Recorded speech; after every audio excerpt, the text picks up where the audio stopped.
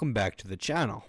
Now, I know why you've clicked on this business. You're maybe into woodworking, thinking about making a woodworking business, and or even have a woodworking business. Well, this is 5 tips from me as a teenager. I have a little woodworking business here in Alberta, and these are 5 tips.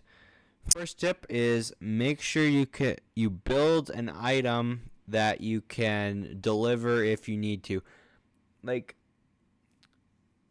I don't know, like I've always thought about building, sheds and stuff like this, but all I got is like a little Hyundai, and then I gotta expect people to come and pick it up, and they probably often, like, you can't pick up a shed or something, like, it's heavy, right? So that's what I think. I know a shed is pretty big, like, I know like that's not really woodworking, but I mean even tables and stuff, big epoxy tables, those are heavy.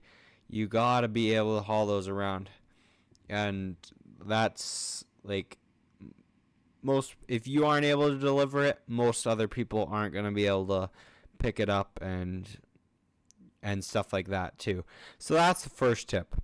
My second tip is put more time into your business, like to save money and boost your profits.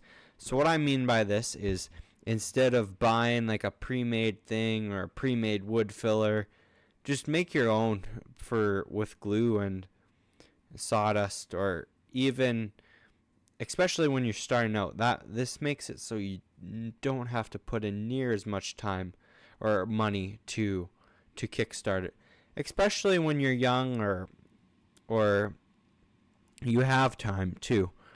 And a couple other things, like a big example is building like your own wood legs instead of buying, if you're doing tables and stuff, build your own legs instead of buying metal legs off of Amazon or whatever. Like, I know it's pretty nice and easy and stuff, but you'll save a lot more money at the start and it could be a lot more profitable. So the goal is to make as much money at the start by putting in the more time, because that's what you have, and then as you get going, then you can buy the metal legs and stuff like that. Now it's time for tip number 3, and that tip is find a niche. Find a niche inside the woodworking that makes you kind of separate from the other woodworkers in your area. This will make you probably have a lot more business. I find if you specialize in something, instead of just being like, oh yeah, I can do anything, I'll give anything a try, you know what I mean? You'll do a lot better. So for example, for me is I do like epoxy and live edge sort of stuff. My big thing is epoxy, river tables and stuff like that.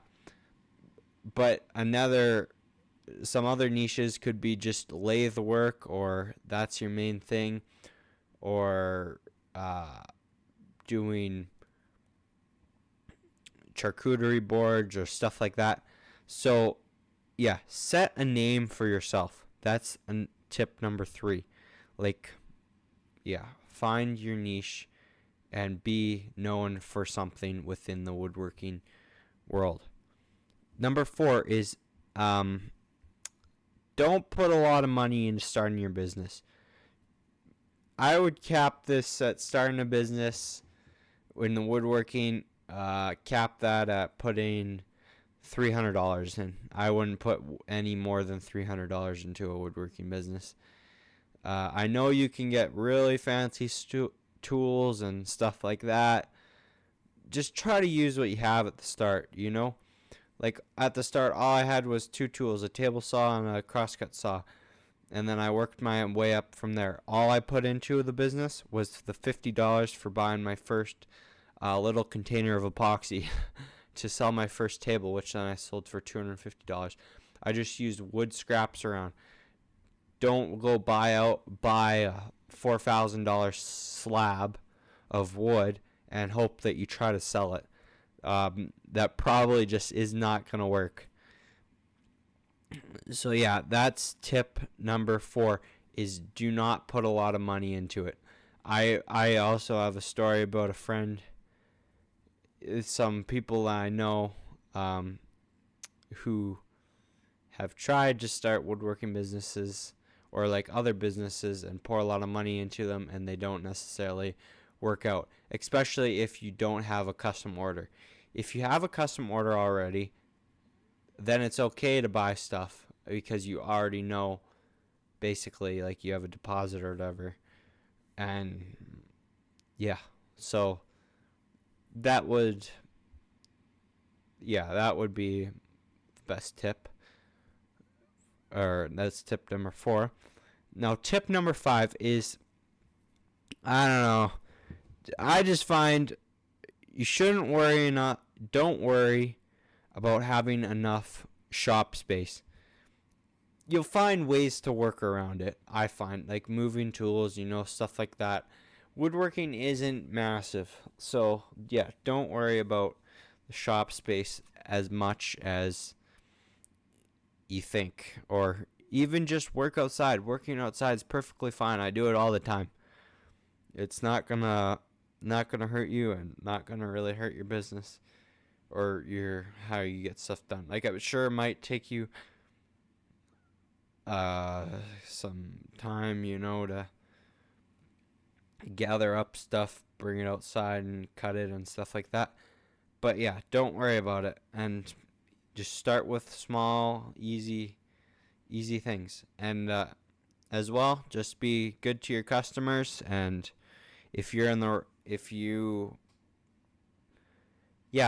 good to your customers, and maybe follow some of these tips. But thanks for watching, and or listening and watching, and hopefully please subscribe.